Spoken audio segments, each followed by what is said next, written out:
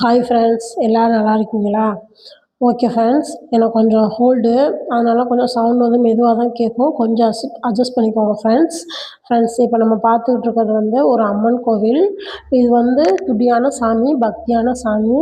இது வந்து அமாவாசை பௌர்ணமிக்கு ரொம்ப விசேஷமாக இருக்கும். சரியான கூட்டமாக இருக்கும். சாமியை பார்க்கவே முடியாது, அந்த மாதிரி கூட்டம் இருக்கும்.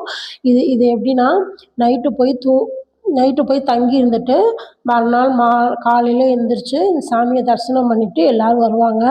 அந்த மாதிரி தான் இந்த கோயிலோட ஸ்பெஷலு. இது எங்கே இருக்குதுன்னு பார்த்தீங்கன்னா, சிவகங்கை மாவட்டம் காளையார் கோவில் வெட்டுடையா காளியம்மன், கொல்லங்குடின்ற ஊரில் வெட்டுடையா காளியம்மன் இந்த சாமியோட பேர்.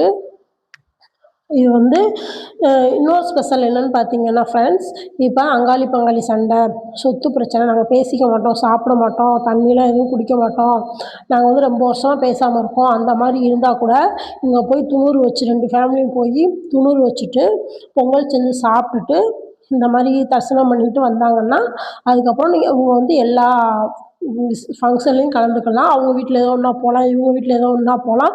அந்த மாதிரி சண்டையை முடிச்சுட்டு இந்த மாதிரி சேர்ந்துட்டு வந்துடலாம். அந்த மாதிரி ஸ்பெஷல் இருக்குது இந்த கோயிலில். அப்புறம் வேறு இன்னொன்று என்னென்னு பார்த்தீங்கன்னா, ஹஸ்பண்ட் ஒய்ஃபு நாங்கள் ரொம்ப நாளாக பேசலை, ரொம்ப நாளாக பிரிஞ்சிருக்கோம், எங்களுக்கு ஓயாமல் சண்டை வருது, அந்த மாதிரி இருந்தால் கூட இங்கே போய் கயிறு கட்டிட்டு வருவாங்க. அப்படி வந்தால் கூட அதுவும் நடக்கும். அப்புறம் நம்ம என்ன வேண்டிட்டு வரோமோ அது அப்படியே நடக்கும். நம்ம அமாவாசை பௌர்ணமிக்கு கண்டிப்பாக போயே ஆகணும். போய் நம்ம என்ன நினச்சிட்டு வரோமோ அது நடக்கும் ஃப்ரெண்ட்ஸ் இந்த கோயிலில். இதுதான் இந்த கோயிலோட ஸ்பெஷலு. இந்த ராமநாதபுரம், சிவகங்கை இந்த ரவுண்டிங்கில் இருக்கிற எல்லாத்துக்குமே இந்த கோயிலை பற்றி எப்படின்றது தெரியும். ஃப்ரெண்ட்ஸ், நீங்கள் ஒரு டைம் வந்து விசிட் பண்ணி பாருங்கள் எப்படி இருக்குது அப்படின்ட்டு. பௌர்ணமி அமாவாசைக்கு நைட்டே போய் தங்கி இருந்துட்டு காலையில் தரிசனம் பார்த்துட்டு வந்தீங்கன்னா ரொம்ப நல்லது ஃப்ரெண்ட்ஸ்.